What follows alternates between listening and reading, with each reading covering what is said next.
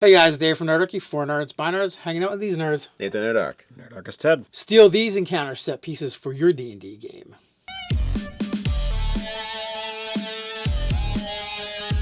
Jump down the description below where you can sign up for Nerdarchy, the newsletter, get weekly gaming tips, as well as learn how to game with Nerdarchy. So we had a request come in for us to talk about like set pieces we've done on different videos, and they went on and gave us some examples, and also they said like watching our videos is kind of what inspired them to focus on that. So I guess what we mean by set pieces is for your encounters, whether exploration, social, or combat, the idea that there's a focal point for the encounter that's going to be interesting, is going to engage your players, and kind of like help set the scene. You want to evoke the senses, as they say, and as Dave says, you can get it on all three pillars of D&D, depending upon what you're trying to evoke with that particular scene. If it's combat, it doesn't necessarily need to be nitty-gritty combat. It could be silly combat, or it could be like heart-wrenching combat because there's stuff going on in the background. So like depending upon what you want to do is how you're going to apply these different set pieces, set dressings, what have you. Oh, as well as the five senses, you want to engage the vocabulary wise. So you want to set the tone by the words you choose. So use a descriptor. If you're saying, well, this is a musty, dank, acrid smelling place, well, that could be a swamp or a nasty tomb, but you add things like, oh, well, there's like the fresh earthy smell of fungus and mold and things. You're like, oh, okay, well, I'm getting a better idea of what's around. And so they'll start, I start imagining like, oh, there's some mushrooms over here, some stuff growing along this tree. So it starts to kind of build the scene in their mind with the type of vocabulary you use. Right, and then with those things, you're going to then kind of like pull it all together, tie it together into whatever that focal point is that you come up with. For a social encounter, you might do something like a giant ice sculpture in the center of the ball, and there's wine flowing from from the mouth of this giant carved ice dragon. Well, later on, if there happens to be a combat in there, how is that going to affect things? Can it affect things? Can someone swing from the chandelier to the head of the dragon and then slide down it like, a giant ice slide or something? Yeah, or do they decide to try and blow it up to make kind of difficult terrain and slippery terrain for a larger creature? Can you push someone into it and now they're all soaking wet with wine? Alcohol is flammable. Can I now set them on fire? Ted shows his knowledge of alcohol. Wine is slightly less flammable than some other things. A little too much water in wine, but let's say it was vodka. Yeah. However, you wanna be able to allow different things, and can you drown the goblin in the wine? Absolutely, you could try that. Or like you said, exploding it to make difficult terrain, or maybe you cut off the head and make it fall on somebody with a fire spell like Searing Light or something. Or does one of the big bads animate it, and then you have to fight an ice dragon? Oh yeah, that breathes wine. Why couldn't I not encounter that in real life? Breathe all over me. Maybe once it's animated, it's not breathing wine anymore, but it's like exhaling, shards of ice. So these are all possibilities. So I thought we could maybe get into some examples from our own games. As a matter of fact, that is what the viewer asked for as well. Some things that we've used in our own games. All right. Well, I had the Spiders from Mars, and that was a large amount of exploration, but also kind of a bit of scariness to it. And what it started out is they were all hanging out in a dungeon someplace. David Bowie can be very frightening. Well, yes, a Goblin King man. And so you're starting out in a dungeon, like you do, and they've tripped a trap, and they get teleported to this place, and it's this very smooth, luminous gray, what they think is stone, but when they tap on it, it has like a hollow bell sound. So it's this metallic room, and I describe it in such a way to not kind of give it that kind of feel that it is a metallic room. And there's these glowing runes that they can find when they do Arcana checks and stuff. And they're discovering these things about the room, and they're like, well, where's the door? And I'm like, well, you can't find it right now. So they have to find the door, and it's secret to them, but someone who's been there before probably wouldn't be secret. They would notice. They'd be like, "Doot, doot, doot, doot, Yeah, it'd be doot, like press these things on the wall, and Shazam, the door opens. So they do this like whole thing to get out of the hall, out into the hallway, and they find a large empty area where these, it's got like the smell of the air. It's kind of stale, and it has that kind of like where nothing's lived for a while, but it's not moldy, it's not dank, it's not any of those things. It's kind of clean, even though sterile." yeah, it has a sterileness to it, and they are traveling through and they encounter different things, such as people in strange suits, like silvery suits and things that they're being controlled by these spiders from Mars, and the overall description, I would say, was to give it that kind of strange otherworldliness. And I did also include certain descriptions of the outside. They were up in space, in the void, beyond their planet, and the runes were actually there to keep them from freezing to death. And at one point, the runes start to fail because something is doing a magical ritual someplace else. And as the runes fail, there's this crisp, chilling, like killing cold that comes along with it. Like that's like a cold that you can feel enter your bones and stay there. And if they stay there, they're gonna die. So it's kind of like a chase to try and get out of that area. But it's kind of showing them pieces of. I like to kind of show a little bit of what is it, like pseudoscience stuff. Like, oh yeah, you're up in space. How would that work if you were in D&D?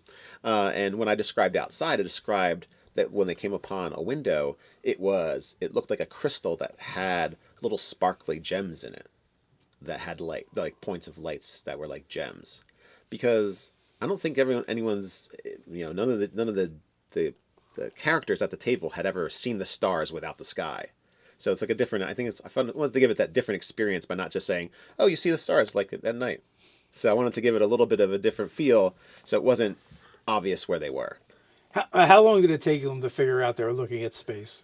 I think some of them might have had suspicions, but for the most part, I think it was a while until they figured out, like, yeah, we're definitely on some kind of spaceship or something.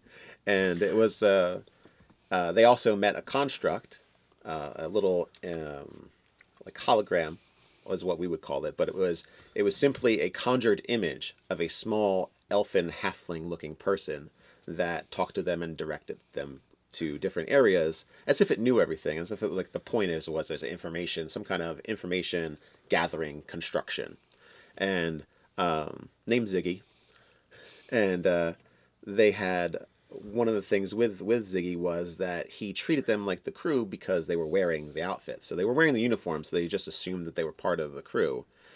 So he treated them differently, like as if that he was familiar with them, but he just didn't know their names.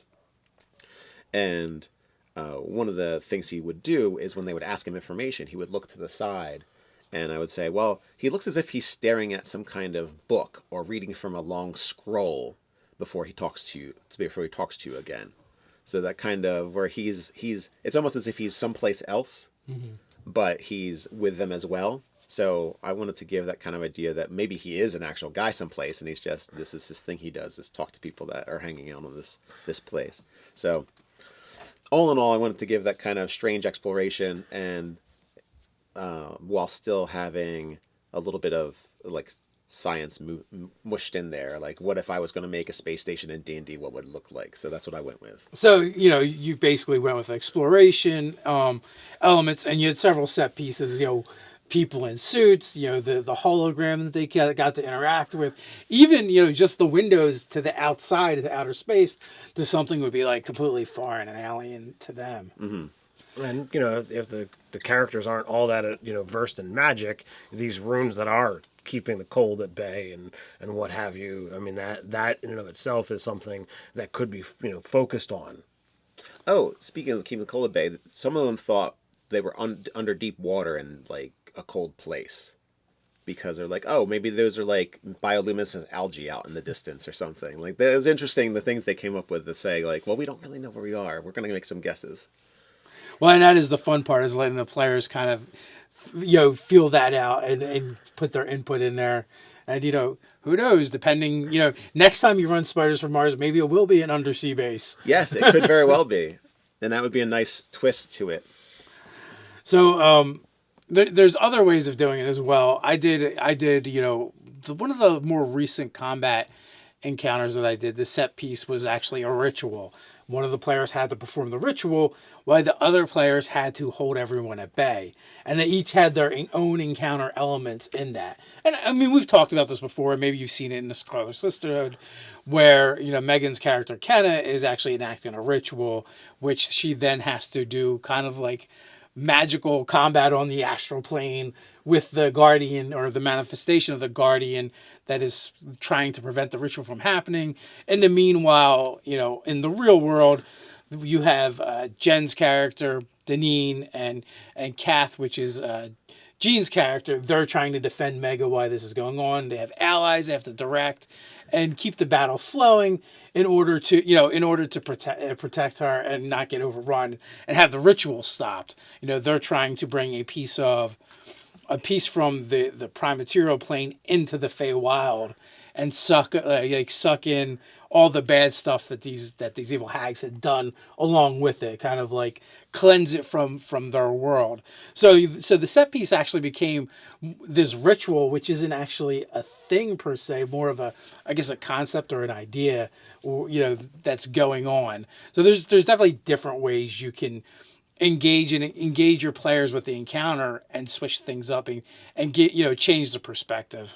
So you had an unlimited number of enemies that would just constantly pour in as the combat goes, and you have the tactics of it all that the enemies can't get to the circle or to Megan's character. If they do, everything fails, right? Essentially, yes. That was the end goal, was for them to protect the centerpiece, the ritual at this time, and the one character that's doing, which they had their own conflict that they're trying to solve while the rest of the party is just trying to keep them safe long enough to enact the ritual. So, the idea is you were trying to evoke, tension. You were trying to evoke, everything's on edge and every decision winds up being important because it's all for naught if they cross that line and disturb what Ken is doing. So, urgency, yeah. You're trying to make that urgency. So in mine, I have a social encounter that I wound up doing, and I was looking to evoke awe. I wanted the players to be inspired by this semi-divine, being of cosmic power. In our world, we have this area that technically it's his own plane, but it's accessed, directly from the prime, and when items have too much power, they find their way to him. He's a collector of sorts, and items of good and evil can still be used for the wrong reason. So he takes them out of use and he holds on to them. Well, when the players encountered him, or the characters encountered him for the first time, he was as tall as a giant or taller, but he looked exactly like whatever the each character's race was. So the halfling, the human, the dwarf, the elf, they all saw something different. They saw, other than this thing being 20 foot tall, the epitome of what their race would be. When it spoke, it spoke, and they all heard it in their native language, without knowing that everyone else is seeing and hearing something different. So it wound up creating this little bit of weird, conversation, because they're replying in their own language, and where everyone else is like, but that's not what. Why are you talking in Elven? He's talking dwarf. So it wound up being interesting. But communication things can get weird after a while, and I didn't want it to go on too long. So we switched it all to, okay, he speaks common so that all of you can hear what's going on and what have you. He switched to a more normal size so that they weren't sitting there staring up into the, into just this vast presence. And he got to, show vast amounts of powers that was just common nature to him. I kind of took some inspiration from the scenes from the Matrix movie when they're like, "Oh, you're gonna load weapons. Let's go to this program," and all this arsenal kind of swings by. But here he was existing in this land full of unlimited number of pillars, and he could move them and shift them around on his whim. And oh, well, this one specific is something that you're looking for. Let's take this out and look at it. And just like the things sliding by in the movie, like it was a little disorienting for the characters who were there watching. So I kind of wanted this, all-inspiring, character to settle in on them and realize that this is their first time that they're meeting something that is beyond mortal ken. Yeah, so it created an interesting scenario for the players involved, as we do realize like everyone was speaking in a different language, and that part kind of confused us, and that created another part of the role playing experience when we then talk it out with each other and as well as this being, and he's like, oh well, it's because of this, and here let me fix this and make it more comfortable for the rest of you, because it's almost like he almost existed in our own minds at the same time that he was existing in this demi-plane as well. So, so in this case, the centerpiece was actually the NPC for the social encounter, as opposed to a space station or spaceship in your encounter, or in mine, more of a concept or an idea being the ritual that's being enacted. So there's a lot of different ways that you can introduce interesting set pieces into your encounters, and then you kind of just like build it out and flavor it from there. A lot of times when you can come up with that focus for it, everything else just kind of like falls in place, and you're going to have better encounters, more interesting encounters that way. It would be great if you guys could take some of the set pieces you've used in your own games and drop them in the comments below. Tell us all about them. While you're at it, don't forget to like, share, and subscribe. You can also check out the articles over at nerdarchy.com. While there, don't forget to check out the store. So until next time, Stay nerdy.